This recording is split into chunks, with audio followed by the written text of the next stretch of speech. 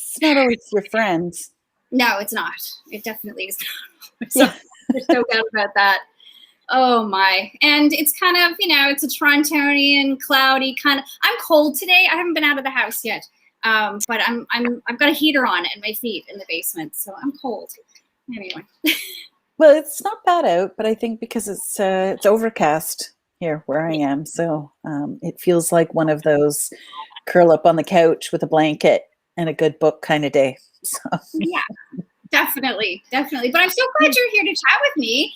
As you already know, Christy, you probably know, I have been teaching a public relations course at Durham College this last term. I'm finished, but this is probably going to be, our chat today is probably something I could leverage in my future classes as well, because you're the expert, sister friend. I love it. Well, I try. I always struggle with that word expert, as I'm calling you one, though. It's a little easier when someone else does. That's true. I definitely have expertise. Yes. So we'll go with that for sure. Yeah. So I'm going to do a little intro because, you've got a lot of accolades. Oh, and there's my friend Amy Riddell, who's also hosting a huge conference as we speak right now, too. So awesome. Amy's popped in to say hello. Yeah. She's running a Project World Business Analyst Conference at the exact same time that this is going on right now. Okay. And so she's doing an amazing job running that. Awesome. Okay, so today I'm here to talk with, obviously, Christy Laverty. And in addition to working on various television and radio shows, you've been an on-air personality, because I know I've listened to you on the radio and driving home.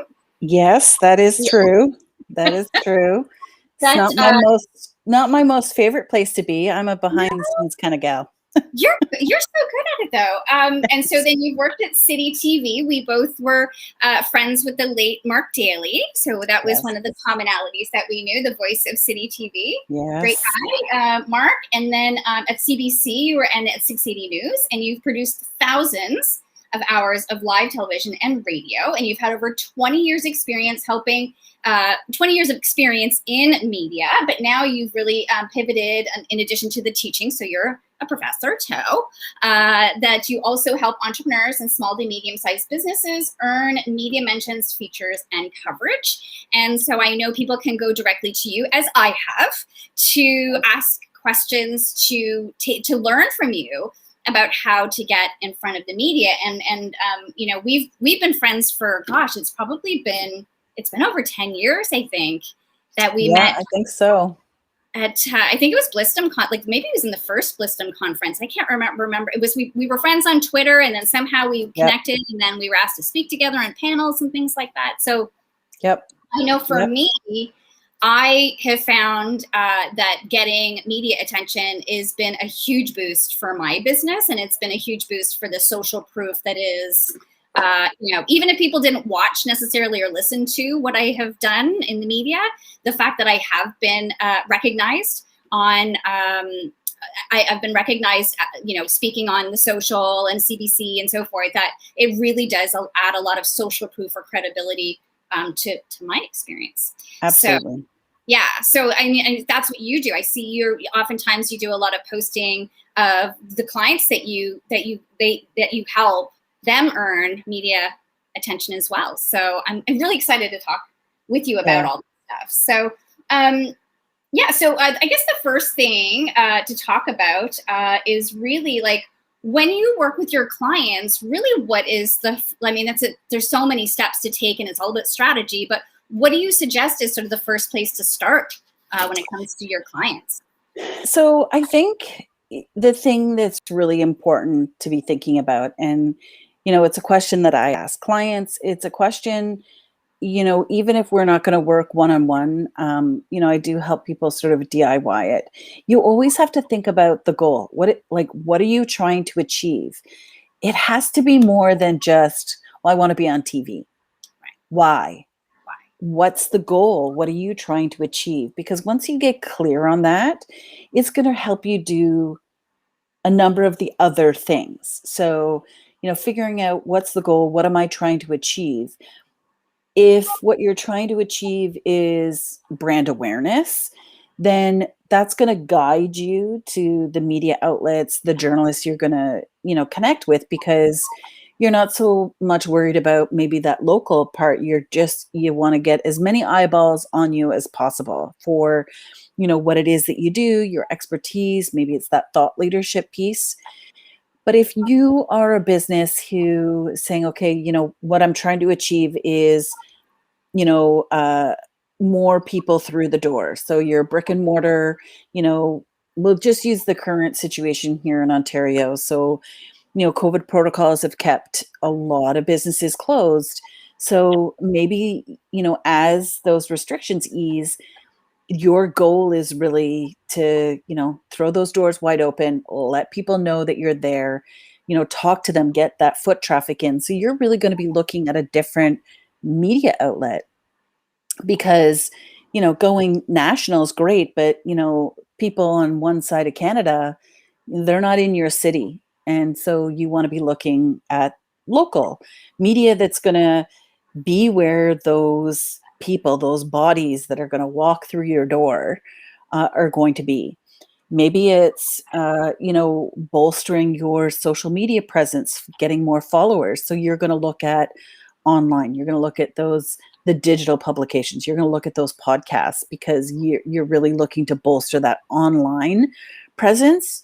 And so maybe you're not necessarily looking at, your local newspaper, because maybe that's a more traditional customer, if you will, that would be more likely to walk in the door rather than, following you on Twitter or Instagram. So getting really clear on the goal, what are you trying to achieve, is going to then help you figure out the other pieces. If you're really not sure what you're trying to achieve, all of those other pieces are going to be hard to figure out. Who am I adding to my media list? What am I going to be pitching? What am I saying in my pitch?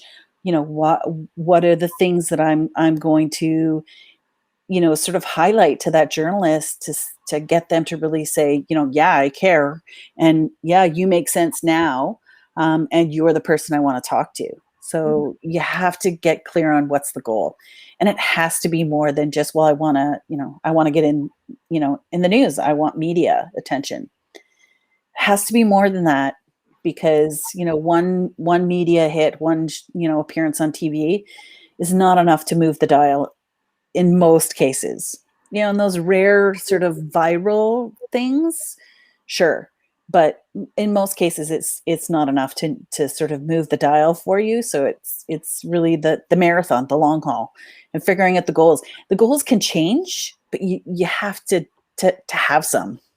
Yeah. Oh, absolutely. And that's with anything that has to do with marketing. And I was just speaking with my friend Andrea Kennedy. She and I co-teach at Ontario Tech together. And it's often people will say, well, I just want, like just you're saying, and I just want like everyone. Who's your target audience? Everyone. Well, that's not everybody has an everyone budget, and not everyone has an everyone bandwidth. And I found too that like my initial, I guess, media coverage had to do with sort of my first foray into entrepreneurship.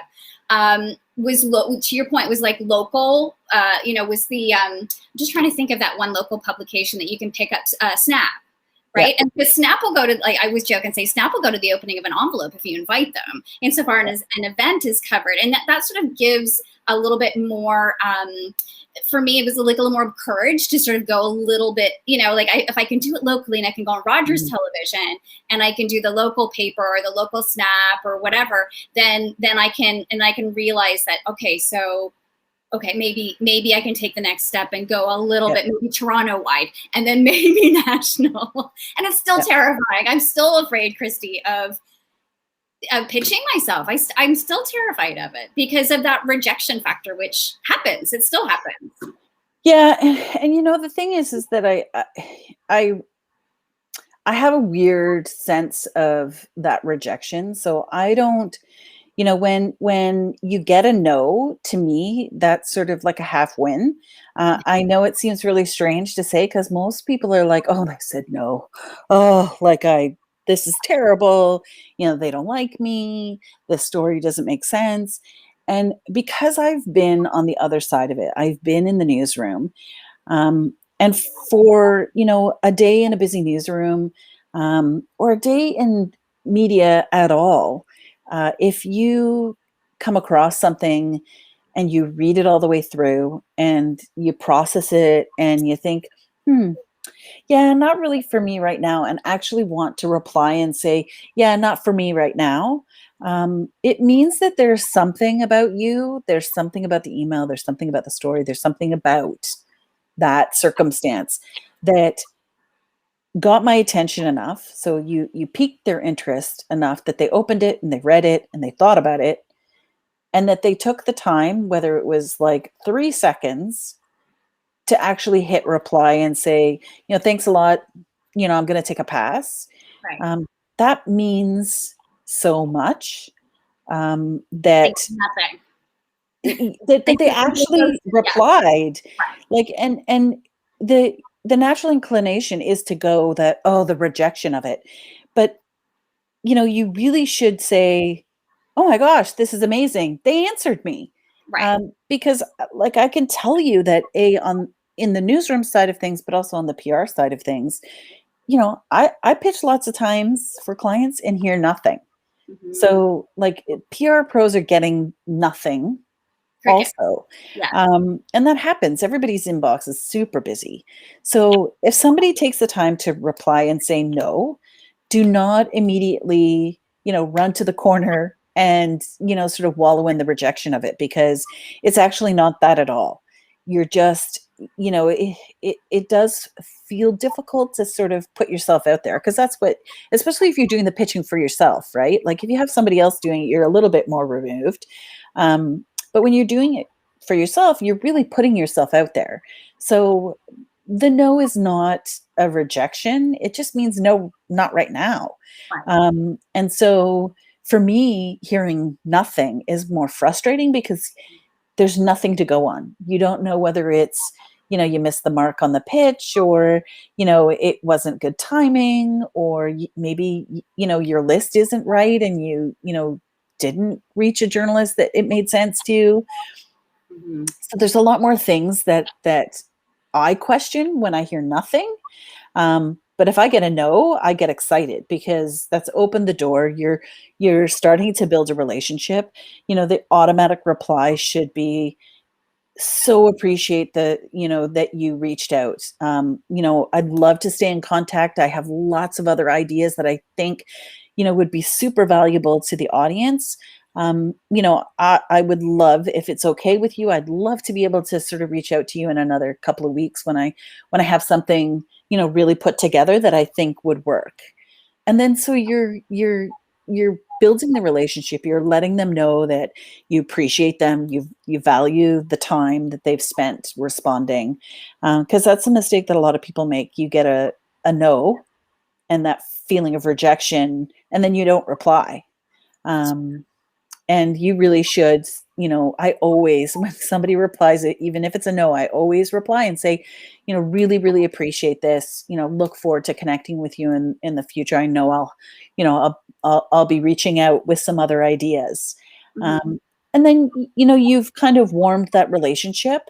And then I make sure that I'm, also following up and making sure that I'm following them on the social media platforms, that I'm following them on LinkedIn, following them on Twitter. Those are my two. You and I both have a similar love for those two social platforms,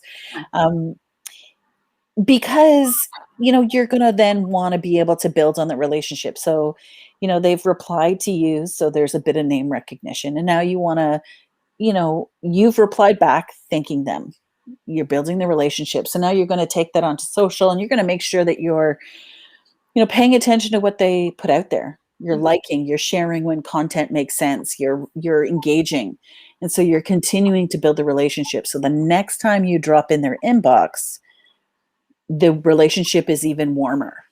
Right. And they're more likely to say yes, because, likely if you're paying attention, you're then seeing what they're producing on social. And so you even have a better idea of what it is that they do and how they help their customers. Because again, in media, the customer is their audience. Mm-hmm. And so your pitch the next time is even going to be more on point, So then you've continued that relationship. So a no is a half win for me. So don't be afraid of the rejection, Mhm. because you want them to say something. So it's either going to be a yes or a no. Mhm. The worst place to be is crickets, because you just have, that leaves you guessing. Yeah, and I think that the one thing, and I'm sure most of your clients will say the same thing, but I don't want to bug and I don't want to pester. So that there's a little bit of a fine balance, and sort of if I can just take a step back for a second, one of the reasons why I was able to even pitch myself from the get go was that I used to work at magazines, at Wedding Bells and Fashion Magazine. And I was thankfully not completely ostracized by the editors. I had a few of them that actually would tell me separately, say, like, don't, as the advertising rep, don't come to me with a pitch. We're church and state. We don't want to hear from the advertisers. We want to do what's right for the reader. And so I had learned through my relationships that a lot of times the editors are actively looking for content. They're eager to get, new ideas from different people. And so that sort of gave me the courage on it was one of those days when I was like, okay, I think I've got this thing figured out. And I went on and I pitched the social, and they said yes. And I was like, oh my God, what am I going to do now? Christy, I was freaking out because I was like, oh gosh, now they've actually said yes.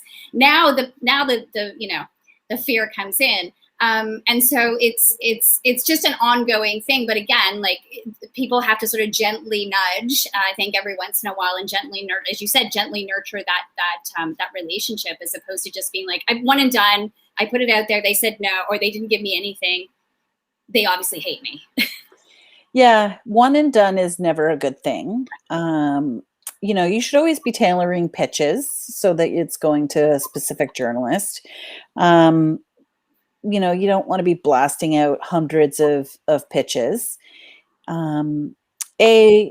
Because a lot of media are connected to each other.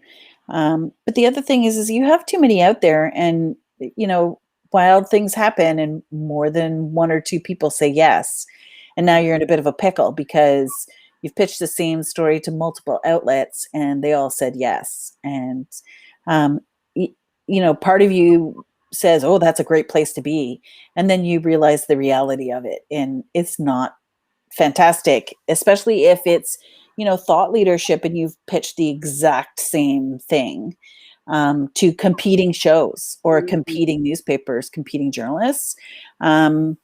Journalists like the idea of exclusivity, and it's not always something that you can offer on a story, but you have to be careful. And you don't want to be managing too many things all at once, because I think that's sometimes where the overwhelm comes in, B, the not doing a great job of managing, because it's media relations and public relationships. This is, it's all part of it. So you want to make sure that you're not overwhelming yourself, that you're able to really manage, especially if you're doing it yourself. If you're DIYing and doing the outreach, you want to be making sure that it's manageable, because again, it's not your business. You have a business, and PR isn't it, because unless you're pitching yourself about PR, but in most cases, if you're DIYing media relations and PR, you have another business. So, you want to be making sure that you're doing it in, sort of bite size. PR, media relations, it's a marathon, not a sprint. So it's about the sort of the long haul and the drips in the bucket as you go along. But one and done pitches are never a good thing, because you can't assume that they see it. We've all been there where emails go to spam and they go to a junk folder. Happens to journalists too.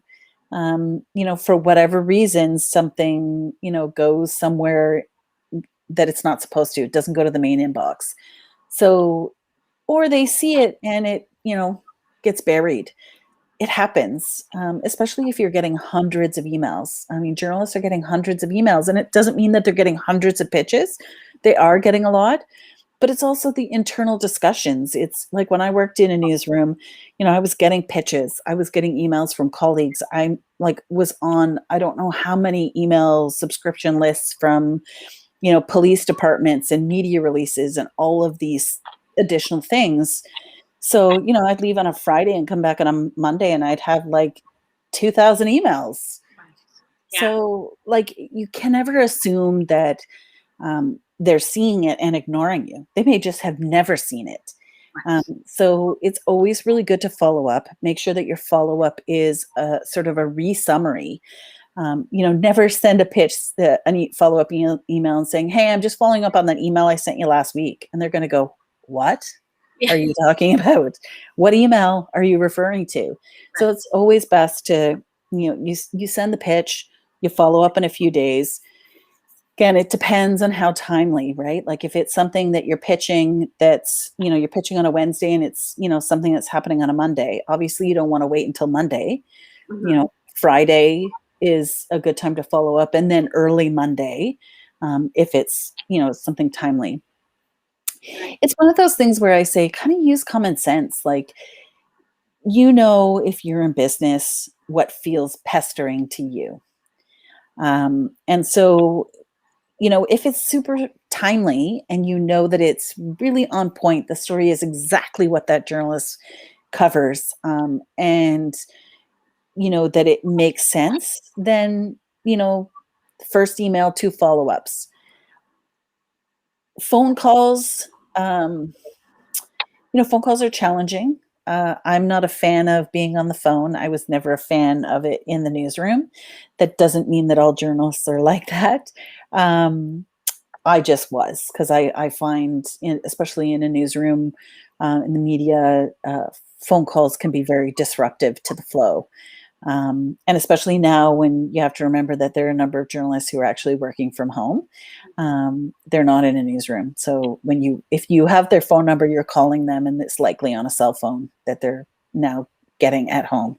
But sometimes phone calls are necessary, right? To a main assignment desk to just say, "Hey, want to flag that news release or flag that event or flag that pitch that I sent." And most of the time, they'll take a second or two and say, "Oh, I didn't see it. Can you resend it to this?" And if they say, "Oh, can you resend it?" You say, "Okay, can you just reconfirm that email address for me?" Mm-hmm. I think it's just remembering to kind of put your human being hat on. Yeah. They're just human beings trying to do their job like you're trying to do yours. And, being professional, being respectful, and always being of service.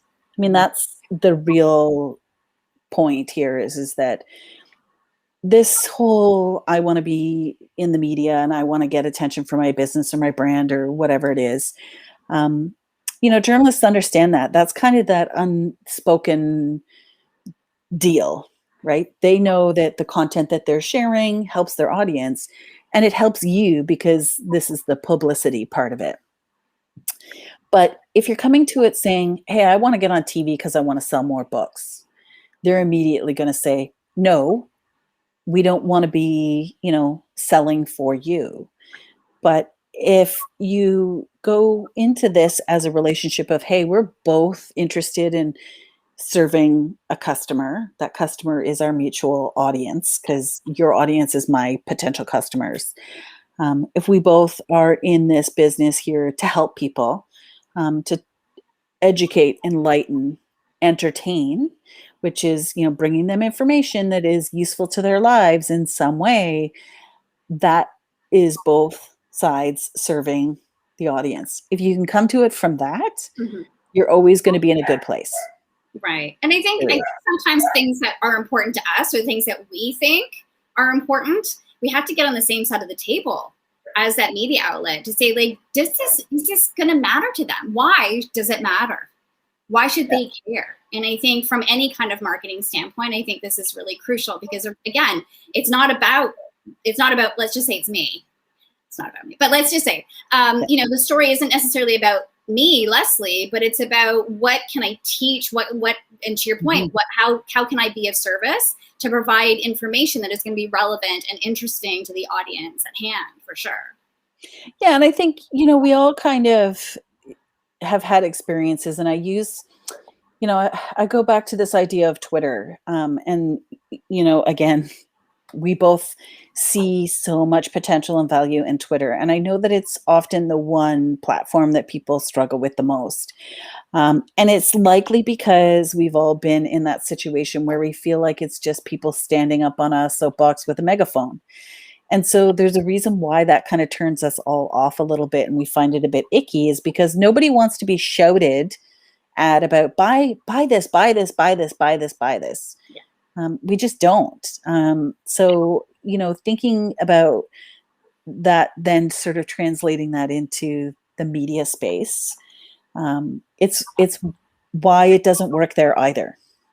I haven't actually used Twitter as much in the past few years. Just, when we met, Christy, it was pretty much just Facebook and Twitter were the only real games in town that anybody was really playing with.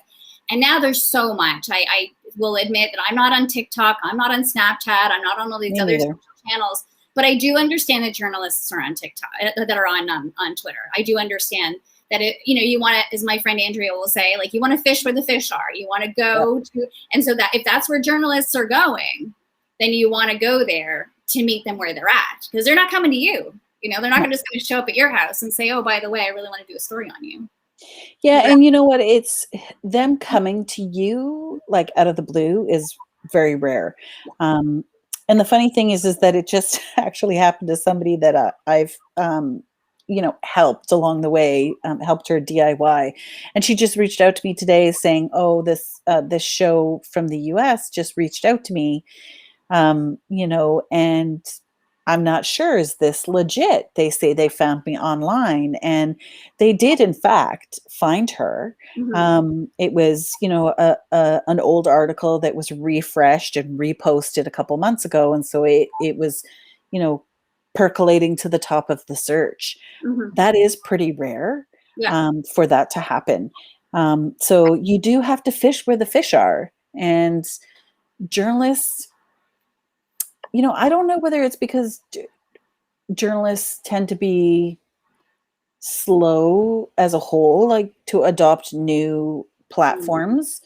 I think social media has always been a challenge. Well, it's also where news is breaking too, Christy. Like, I remember going to years ago, like honestly, around the time that we met 10 years ago, I remember going to, it was like a forum or it was a panel of different experts, and some people were from the globe, and so they were talking about this new technology thing. Is social media fad? Is it going away? And people on the panel were saying, well, this is where breaking news is happening. So when we wake up in the morning, we're looking at what's trending and seeing if we can assemble information based on whatever's trending, because if that's what is piquing the public's interest, that's what we go with, right? And that's the one thing, like thinking in terms of why Twitter makes so much sense for journalism and for media outlets, whether it's hard news or even lifestyle news, is it really is bite size. You don't have to have pretty pictures to go along with it. It is content, and there is an algorithm. I find the algorithm on Twitter less frustrating to me from, that standpoint of, I can search a hashtag. Every post doesn't have 30 hashtags like Instagram. I mean, there's how many, we see posts all the time. They have hashtags that make no sense to the post. And it's like, well, my news mind, when I'm searching for hashtag, I want it to take me to the information, not necessarily just to like boost it. It's the most popular. But Twitter also has so many other functions in terms of research. Like you can search stories, you can search hashtags, you can search keywords, you can search people, it is that sort of water cooler. It's like you can see what's trending. Is there breaking news? You can see things. Like the first place I go when I hear about something happening in news, I go to Twitter and search it up, because you're gonna find, sort of people in the moment talking about it, but then you find news organizations talking about it. And it's this constant flow of information where you can update. And people think less about, oh, well, I need a pretty picture to go with that. And I think it's that idea of done rather than perfect, where I feel like things like Instagram, people are searching for this elusive perfection. And so we maybe don't share certain things there or expand on things because it's not as curated. Um, but Twitter is bite size. It Yeah. is accessible. Um, it doesn't require a lot of finesse. And again, it's, quick bits of information. I mean, longer now than it was when we first started, it was 140 characters. Now there's what, 240 Yeah. plus? I don't know. But it's, Twitter, I always say to people, you have to think about social media platforms and how you're using them. Again, like go back to the goal. What are you trying to achieve? For media and PR, Twitter is the place that I go. Um, Journalists are all there. I think it's upwards of 70% plus journalists use Twitter to find sources, search for stories, see what's trending, um, breaking news, but also lifestyle content, helping them advance stories. Mhm. So if that's where what they're using, and you want to show up in the media, Mhm. it's just a no-brainer to me that you should be there. Um, And and to nurture those relationships too. It's yeah, such an easy way to immerse yourself into a conversation without feeling like you're interrupting them, or because Twitter is the form you're expected to jump into conversations. It's not as creepy as sort of like sliding into someone's DMs, right? That's a yeah. little bit more like, oh, that's my private, like, and even emails to a certain extent are sort of like I guess maybe not so much with journalists, but people really hold their emails really private to I don't want to be spammed with a whole bunch of different things. So I guess Twitter is a And better tool for that. it's interesting that you say that, because that's, for me, Twitter is kind of the great equalizer in terms of accessibility. It used to be very difficult to find a journalist's email address. In most cases now, you just have to go to Twitter. You're right. It Yeah, does, I noticed that. it doesn't even require like a secondary plugin. Like LinkedIn, you can find email addresses. Usually you need a secondary plugin, something like Get Email, like a sales, lead generation type thing. But Twitter, it's out there. Right. And part of that's because you have to remember they are always seeking content. They want you to share good stories. They don't Right. want to be spammed. They don't want junk. They don't want stories that are not relevant to what they do. But they want you to reach out to them. They can't be everywhere. I mean, that's one of the troubles with, news in particular is budgets are smaller, newsrooms are smaller, and they're actually producing more content than ever before. And With a lot fewer of time, people though, Christy, like that was sort of the fewer question I was going people. to ask you. Is like Yeah. we just keep getting notified that this media agency has let go of this and that, and it's like the erosion of, is it the third? It's the fourth estate, right? Which estate is it? I forget. I forget it is. But just the erosion of traditional media, and that then there's like a whole rabbit hole to go down through that. And so far as like the erosion of traditional journalism, it's terrifying to a certain extent. But then eyeballs are just going online. Anyway, that's a whole other story. But I guess my question really was like, there's just fewer people. Yep. To reach out to, unfortunately, because I think I remember years ago there was a gal that I knew that was that's in public relations, and she said, I used to, as a, let's just say from a music standpoint, that I used to be able to pitch a number of different journalists, and she says now if you're not Lady Gaga or you're not Justin Bieber, then they don't want to hear about some little indie band. They don't have the bandwidth for it, and so that's a little frustrating and sad. But truthfully, Christy, and I know it's terrible, I can't remember the last time I bought a newspaper. I can't remember the last. We don't even have live television in my house, so I don't see advertising anymore, I'm afraid. And I know that that's what supports. Yeah. So I have a few thoughts on that. So, and again, my bias is probably show because I spent 20 years in broadcast journalism. It's where, my career was. So I see the potential. I recognize the importance. I think these are deep things, but a truly democratic society has a strong media. And, I know in the last few years, journalists have taken kind of a beating in terms of, their whole mission. And, I think it's really important to understand that you don't, as a general public, we don't have access to politicians. We don't have access to elected officials. We don't have access to ask police chiefs and police officers and people in authority who make decisions, and their actions have great impacts on our lives every single day. But we don't have access to those people. And so a strong journalistic, force, that strong media force, they're our voice. Mhm.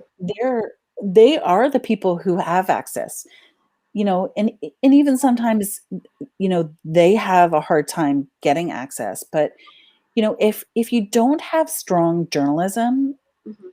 you don't hear the answers. And a lot of times, you know, the doubts and the concerns and issues are raised because, stories aren't getting covered. Um, but they don't get covered because they're, small media, right? You're losing newspapers, you're losing um, news stations. The media is shrinking, and so you have to remember that we do have to support as much as you can. If you're thinking, hey, in a couple months I want to make a big push for media, just invest, like, be a consumer of it. Like, you can't expect them to step out and be invested in you if you don't invest in them. Like, y- you can't then say, oh, well, the media doesn't do a good job of covering what's happening to businesses, after COVID, if you also are not invested in the content that they're sharing. Mhm. um, but you also have to be, somebody who consumes it, because you are going to actually be successful in your media outreach when you know what journalists are covering, when you know the stories that they're covering, and maybe where there's been some gaps in the coverage, where you can email and say, hey, you know what? This is a really big deal in my industry, or this is a really big deal in this sector, and there's really been a lack of coverage. Mhm. It's not about saying, hey, you suck as a journalist because you don't know what's happening in my business. Mhm. They may not know because that's not their expertise. Mhm. And Mhm. so, nobody has, pointed out that, hey, in this part of, Canada, this industry or this niche, this is happening, if nobody's telling them about it. So it's kind of this relationship. If you want the media to cover you, you have to be as invested in them as you want them to be invested in you. It, 100%. it's a relationship, right? So, like, I think there's a lot of times, and I know I've seen this from you, is that people will just automatically blast. Everybody wants the easy button, right? Of like, if I just click once and deliver to many, somebody will eventually pick it up. And I think Mhm. what you're saying is, don't do that. Yeah. Really get fine tune your outreach. Like, there's a human being at the other end of that correspondence. So make sure that it's tailored directly to that person Yeah. with the content that is going to resonate with them, because something that has to do with, say, politics is going to be very different than lifestyle content, and you're not going to, Yeah. and one size doesn't fit all when it comes to the journalist, the outlet that you're reaching out to. And not every outlet is going to be instantaneous. Like, I think Yeah. a lot of times we think, oh, journalism is going to be instantaneous, and so if I pitch them, it's the 24-hour news cycle. But I just know from my experience working at Wedding Bells, it was a 6-month cycle. Yeah. Or, so it's thinking proactively about like what's happening and when are the deadlines expected too. I think that that's also crucial. Yeah, I mean, daily news, 24-hour news is kind of easy, because if you're watching a 24-hour news channel like CP24 here in Toronto, or CBC News Network, or CTV News Channel, or in the States, CNN, um, it's kind of easy, because if it's a 24-hour news cycle, chances are there's somebody in that newsroom 24 hours a day, Mhm. and there is. But if it's, a magazine, if they're publishing 4 issues a year or 6 issues, Mhm. like, it's a whole different, like, schedule. Right. So, you know, And that's, themes, like themes are different. I just know yeah. from being at fashion, let's just say, you know, it was always the same sort of themes every month. Let's say February was the love, January was always like new fresh you, and February was always a love month. And so there was always, and yet when they hit the newsstands, it was almost a half a month before February actually hit. Oh, So yeah. you have to like reverse engineer, okay, when are the deadlines for those publications? When can I start reaching out? And Based on, there's a bit of a hack yeah. for that. So, magazines still produce a rate card. Yeah. And so I still suggest people Google the publication and do rate card. And so a rate card is really, it's not editorial, but it is kind of. Advertising side of things, yeah. Yeah, But that's it's what meant it for is. advertising. It's meant for the advertisers to, pull in those ad dollars. And so obviously, you want the ads to kind of coincide a little bit with editorial. So the beauty of a rate card is that it tells you what the themes are for the issues. And so it also gives you, that idea of, oh, okay, so it's May. They were already working on the Christmas, that holiday. Because if you look at the rate card, you see the themes, you see the calendar, Mhm. you see those advertising deadlines of, well, when does it have to be in, because when are they going to print? It's pretty safe to assume that the editorial side is working on a similar calendar. It's not always going to be exact, but it does give you that sense of like, oh, okay, so if we need to get the print ads, we need to get the ads in by June for the holiday issue. Chances are you need to get your act in gear and start pitching now.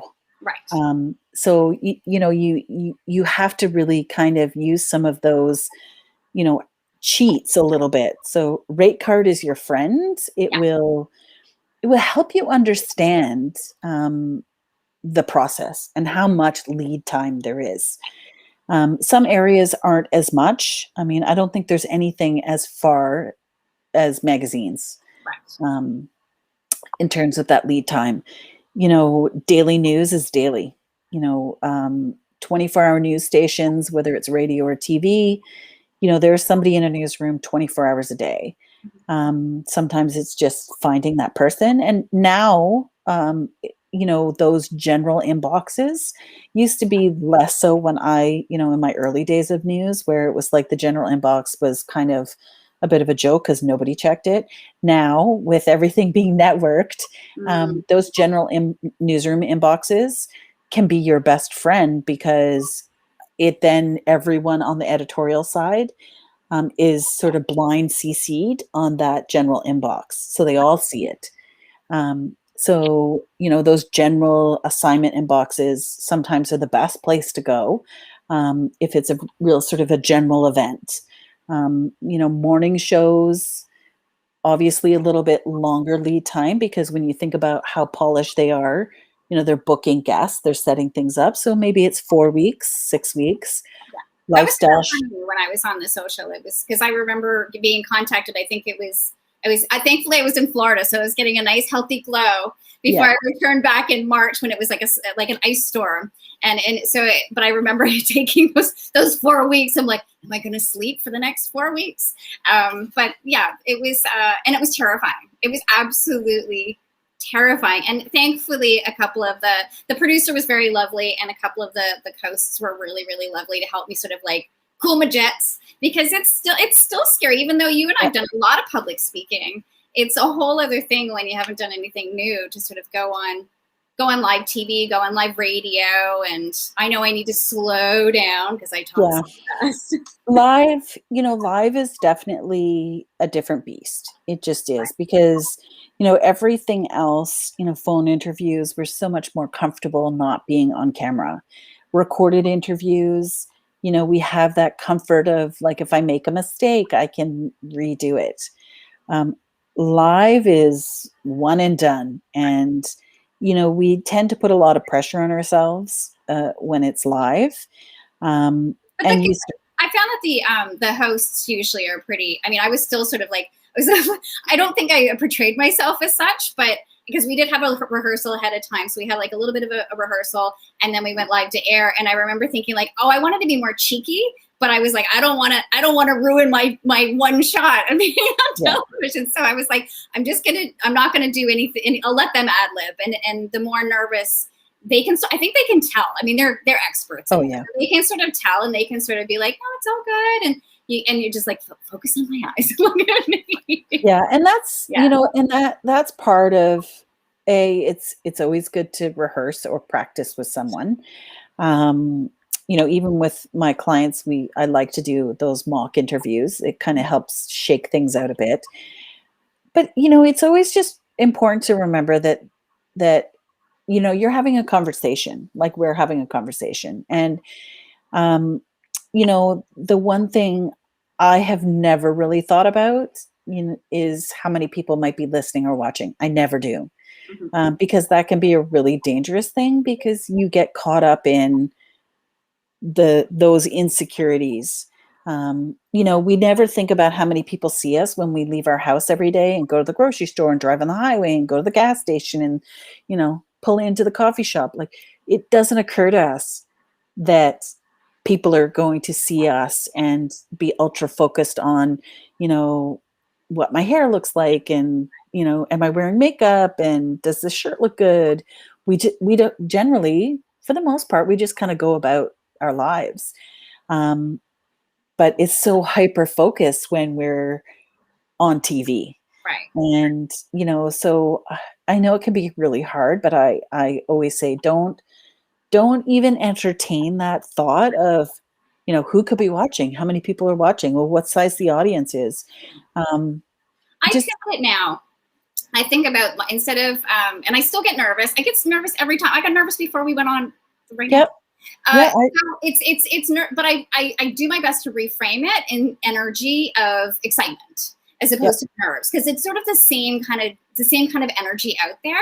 And I guess my own thing is I have to learn to like just simmer down, because I'll just go, I'm like a racehorse out of the gate. I'll be like, blah, blah, blah, blah, blah. I get so excited. But I realized too, Christy, I don't know if it was the 140, Jeff Pulver's 140 conference years ago. And I only had 10 minutes to talk about my identity being stolen story. And rewatching that back was the first time I was on stage in front of hundreds of people. And I watched back and I was like, wow, I'm not as nervous. I don't appear as nervous as my heart was beating out of my chest. I was terrified. And also the crummy part was I was at 1:30 in the afternoon after we'd watched so many speakers go ahead of me, so many amazing speakers, where I was like, oh God. And I was just sort of sitting in my chair going, oh my God, when it's my turn. And I realized, sort of, looking at it through the lens of, okay, well, I didn't seem as nervous as I felt. So I think that's the other thing too, is realize that everybody is terrified out there, and just go ahead and do it anyway, because if you're having fun with it, that's what's gonna. And another tip, actually, it was Allison Bresfer, how do you pronounce her surname? She was on the panel with us at Blistum. Allison, she used to be in PR, now she's doing something. Oh, is it Allison Burke? Yes, Allison Burke, that's the one. And so she said to me, she said, be bigger. And I was like, honey, I got I'm for a short girl, I'm pretty animated. But the camera needed more even. Yeah. And that's what I was like, oh, wow, she's so right. That even though I show up with a lot of energy, that the camera, you have to be like almost manic, seem a little, like you have to sort of almost be that way to really be engaging. And that's why those other personalities, those on-air personalities, with the exception of Mark Daly, you meet them and they're like, hi, how are you? Like I think they've become that persona. They're big in real life. Like when you, and I think a lot of times too, we, when you don't do media a lot, especially TV, you're spending time in your own head thinking about what the answers are. Right. And, that's again, nerves and the energy, and maybe the sort of, the insecurity that we all feel when we're doing something new or different. And And I think it's really important to sort of keep some basic things in mind. Smile, like, you're talking about your business, you're talking about industry niche, you're talking about things that you know. So, smile. It's one of the things, I try to do when you're listening to somebody ask you a question, be smiling all the time. When you're doing a phone interview, smile. It seems really strange because they're like, well, nobody can see me. I said, yeah, but they can hear you. And we tend to lift and project and, push out bigger, more positive energy when we smile because we're feeling better about what we're doing. And it's a small thing, but also they've said yes because they like what you pitched. They like you, they like your story, they like your business. So you don't have to go out there like proving why they said yes. Like you don't, that's sometimes where I think people feel like, well, they said yes, so I've got to like show them that they, were right in saying yes. Because we want people to like us and all of those things that we kind of roll around in our heads. They said yes. You don't need to prove that part of it anymore. And so you know your business better than anybody else. Smile, have fun. Don't if you're worried about saying the right thing, write yourself some bullet points. The beauty of where we are right now, so much of the news interviews are really like what we're doing right now, virtually. So post some sticky notes around your computer if you're worried about losing your train of thought, and then you're looking forward, you're still keeping your face forward and your eyes forward and on that interview. Nobody needs to know that you've got some cheat sheets around your computer, or up on the light stand or whatever it is. And it's okay not to be perfect. I think that's the other thing is that if you've seen any of the really fun coverage, I just think of early days. I watched early days of COVID coverage. There was a CTV National News reporter who was talking about some relatively serious issues with Lisa LaFlamme, and reporting from home. And as pets do, they don't really care what you're doing. And his cat walked up on his desk in front of him, swished its tail around his face, and off it went. I mean, it was hilarious. And he was mortified, because he's thinking, oh, this isn't professional. Right. But to be honest with you, it was such a human moment. And it went viral. The viral with the kid that was walking in the room when the dad was talking about some serious issues, and the kid comes marching in, the mom comes pulling the kids out, and like we're all human. We're all human. And it's perfect. It's unattainable. And so, just, your business better than anybody else. And, go into it, do practice run. If you're not working with a PR person, have a friend, have a, business, somebody that is also an entrepreneur, just ask you questions that you don't know the questions are ahead of time. Do a practice run. It helps you shake off the nerves. It helps you kind of get your thoughts together, and just, have fun. The whole point is so that you can tell more people about what you do, and so you can help more people. And so again, bringing it right around to that whole service part. And that really, I think, tends to help people shake off a few of the nerves. Right. It's less overwhelming. Right. So it's 3:00 now, but I want to talk, and we're going to go for the full hour because I still have more questions to ask you. Yep. And I guess the one question that I'm curious about too is when I am pitching an organization, I want to go in two different directions. So I'm going to try and do my best to focus on one is, I think you've said like brevity matters insofar as when you pitch something, and I will come at it, like, do you just go with one idea, or do you go with a few different ideas? Like, and you say never include an attachment, right? So how, and it's harder to go shorter than it is to go longer. How many different ideas can one person sort of spin without it getting too too cumbersome. If that makes sense. Yeah, I'm not a big fan of multiple story pitches in one pitch. I think if you know the journalist, if you've had some success in terms of some yeses before, Mm-hmm. then I think it's okay to say, hey, I have a couple of ideas. Mm-hmm. Here's kind of a couple of bullet points. Okay. I would say if it's a cold pitch and you've never really worked with them before, stick to one. You don't want to sort of get too far ahead of yourself. Attachments, for the most part, journalists don't like them. I've heard one or two say it doesn't really matter to them. For the most part, they don't like them. I think because it's like spam, but what do you call it? Like viruses and stuff. Like in most cases, when people were working in a newsroom all together, all the computers are networked. And so what happens to one happens to all, which is a very dangerous thing in a newsroom, right? Like it can cause panic. So they generally don't. And it just kind of bogs things down. So I always, recommend a link. So I do a lot of Google Drive media kits. Okay. Because they're super accessible. It's like low tech. You can set the privacy so that only the people who have the link, so you're controlling who has access. Teams, if you're working with teams of people, everybody can just, dump in all of the important information. You can put photos, videos, headshots, team bios, company bio, news releases, and then it's one link that you share it and say, hey, everything you need is in this media kit.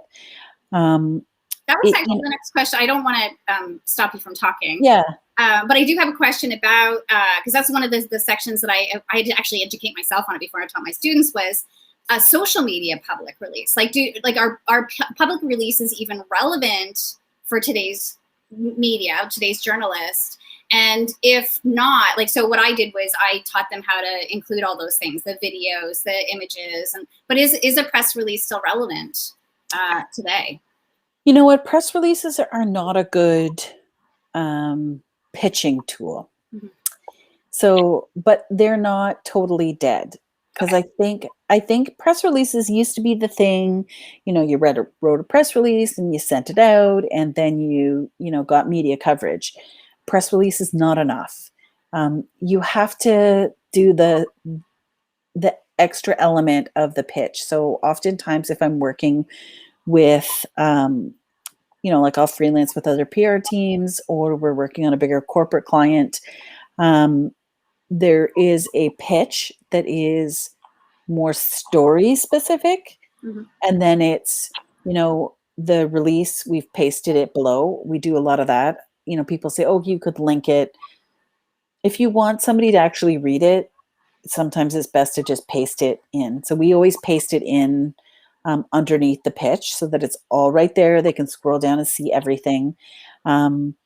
News releases in a Word document are better than a PDF, because you can't copy and paste from a PDF. Mm-hmm. So that's the beauty of also putting it in the body of the email, because they can just copy and paste and put it in. Would we love every person who writes about our story to write every word fresh and new, right from their brain? Just not the reality of the way newsrooms are right now. Like, you have so many people doing so much. Mm-hmm. So if it's a copy and paste, that is what it is. So you want to make sure that is possible for them. With the link. Is that the ideal for a journalist when I'm pitching them? Is it ideal to sort of give them a little nugget of something, and then give them, to your point, have a media page on there with all the collateral that makes their life so much easier, so that it just sort of because this back and forth of, well, do you have any photos? Can you send me the photos? What about B-roll? It's this constant back and forth. Whereas if a journalist can't visualize, you know, like if they can't say, oh, like, how am I going to get these visuals, especially right now? Remember, we're in a lot of areas in COVID protocol, and that applies to media too. So, you know, what are we going to show our viewers?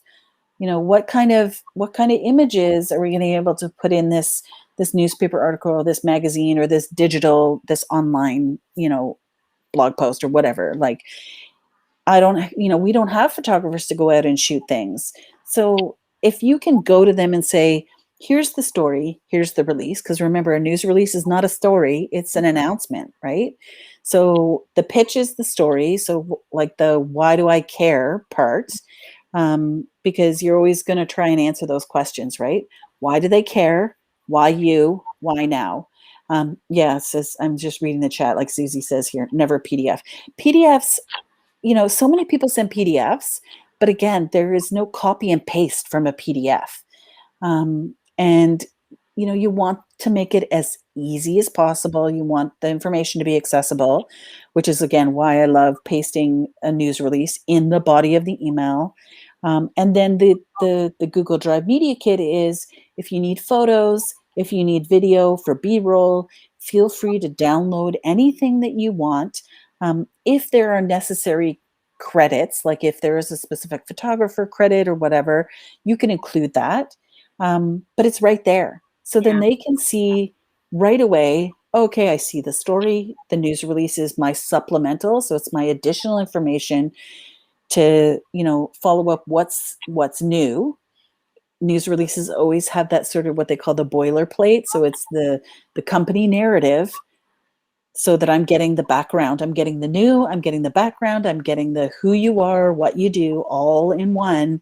And then you're sending me to your media kit, and I've got photos and I've got video B-roll that we can edit. It's like ready-made. And I don't have to do this back and forth with you as the journalist, say, well, do you have this photo? And do you have that photo? And what about this person? And what about that? And what about B-roll? And then it's like the, 30, emails back and forth. It's all right there. Yeah, you can do, Dropbox, but Google Drive for me, and I'm not trying to promote Google products, but to me, it's just easy because it's super low tech. Yeah. It's accessible. You can have multiple people on a team drop stuff in. You can post documents, spreadsheets, PDFs. If you've got logos, videos, photos, all of it can live in the same space, with one shareable link. Right. And the one last tip I think that I learned was to respond quickly. Yes. That people will sort of be, I'll take care of that like later. And the people that I knew that got the best success, as you've been on that side of the table, you need something now, you need it yesterday, you need it, and so the people that sort of wait to respond are the ones that miss the opportunity, for sure. There's nothing more frustrating than, it's hard because we all want to have boundaries, right? So I'm on both sides. I've been on the newsroom side, and I'm on the PR side of things now. Do I want to be sending emails and getting on the phone call with somebody on a Saturday night at 9:00? Not really. Mm-hmm. But if we have sent information and news out there, it's my responsibility to be available, because I've been on the other side of things where, I worked outside of those 9 to 5 hours. This is the other thing to remember. Not all journalists work the same hours you work. You maybe want to work 8 to 4, but that's not the reality. If you're pitching an all news station, someone's going to be there at 9:00 on a Friday night. Mm-hmm. So, we would get pitches coming in at Friday at 6:00, and then you'd follow up, and it's like, oh, I've gone home for the weekend. Right. Like, why? Yeah. Well, by Monday, I'm not interested. Right. Yeah. So if you're sending something and you're reaching out to a journalist, you should expect them to ask for more. That's the whole point of why you just sent that out, right? So, I don't have it too. The same thing, Christy, where Global, I have a relationship with a reporter at Global, and a couple times she's reached out, and it's always like whenever she calls, I call her as soon as I get that, because I hardly ever answer my phone, which most people don't. Yeah. As I was listening to my voicemail, it was like, I'm going to call her right back. I'm not going to just, okay, I'm going to get a cup of coffee first or what. Like, it was always, I'm going to get right back to her because she'll just move on to the next person. Yep. 100%. Yeah. Yeah. And the thing I'll say too is, if you're ever in a position where somebody reaches out to you, and maybe it's not, you haven't been actively pitching, but they find you on social media, and they're looking for a story and you're not the right person, it's okay to say you're not the right person. Don't ignore it because it doesn't fit with you. But if you do know somebody who is good for the story, recommend somebody, because the journalist is always going to remember that you were helpful, that you were invested enough to say, I'm not right, but I actually know somebody who would be perfect for that story. Because again, you're building the relationship, right? So respond if it's not the right fit. Don't say yes just because you want to be on TV, because that will backfire on you 1000%. Because if you're not right, you won't be able to answer questions anyway. Well, yeah, and it just sometimes where you're like, I don't know how to answer. Yeah, it's okay to say you're not right for a story, but that you'd love to connect with them, when it is a good fit, but you have a couple of people that they should reach out to. Because again, they're human beings, and we all remember people who have been helpful.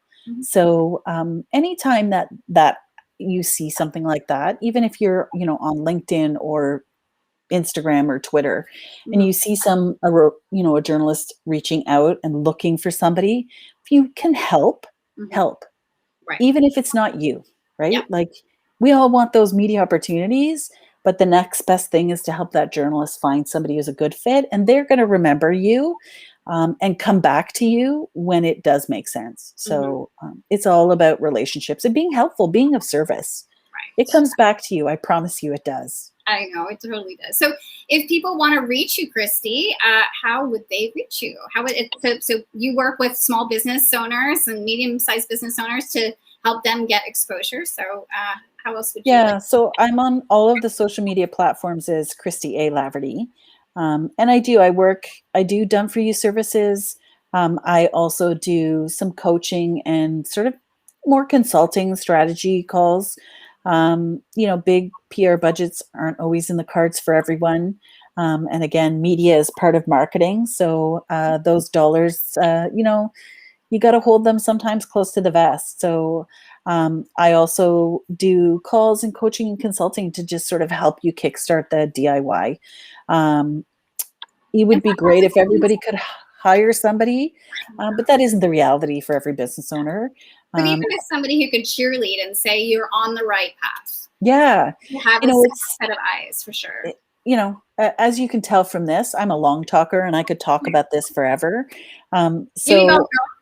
Yeah, so I love, those opportunities where I can, do a one-on-one call and just, kind of like throw out all of the knowledge to help, because sometimes it is just, you need somebody who has been on the newsroom side of things and the PR side of things to really kind of get you a little bit more focused on, what is the goal? What are you trying to achieve? What do you need to do in order to achieve that goal? And continue it. Again, it's a marathon, not a sprint, right? You're in it for the long haul. So, always, never be afraid to reach out. I do one-off calls, I do done for you services, and kind of everything along the gamut, because the whole point for me being on this PR side of things now really was, I saw a need when I was a journalist that, how do I help journalists tell better stories? How do we get more stories out there, more perspectives, different perspectives, different point of views, and outside of the regular Rolodex of people, right? We need to see more people of color. We need to see more women stepping out. We need to see, a broader, more diverse perspective and faces and thoughts, and all of that needs to happen. And so part of my goal is to help journalists tell better, more different stories, and help entrepreneurs, businesses connect. And so, I'm helping businesses, I'm helping journalists. I still have friends who are in the business and I want to help them. And so, if we can, do that, we'll all have you know, a more enriched experience of, you know, and hopefully helping people feel more connected and invested in, you know, continuing to support media, continuing to see the potential and the importance of it. And just really kind of continuing to tell the stories that need to be told. And, you know, we can't tell them if people don't know that they're out there. And it's, you know, all of our responsibilities to step out, tell people, stop being the best kept secret out there. Yeah, absolutely. That's another thing. Flat out. We could talk for another hour. Maybe we should book another time to talk. I'm a long talker. Well, and you and me both, and we've done a lot of teaching. So as anybody knows, anybody who's been doing any kind of teaching, it's just been talking to a camera for an hour straight without even having the dialogue. So and you and I can go because we have these great, insightful conversations. So thank you again so much for taking the time, and I hope people will reach out to you at Christy Laverty, whether they're on Twitter or I know you're even on Clubhouse. You've been doing Clubhouse stuff, Instagram and LinkedIn, and is that your website too, ChristyLaverty.com? It is, yes. Awesome. The importance of personal branding, you know. Oh yeah, I'm right with you. Right with you. Thank you again, Christy. We'll talk Thanks. To you soon. It was good to see your face. Good to see you too. We'll talk to you soon. Talk to you soon. Bye.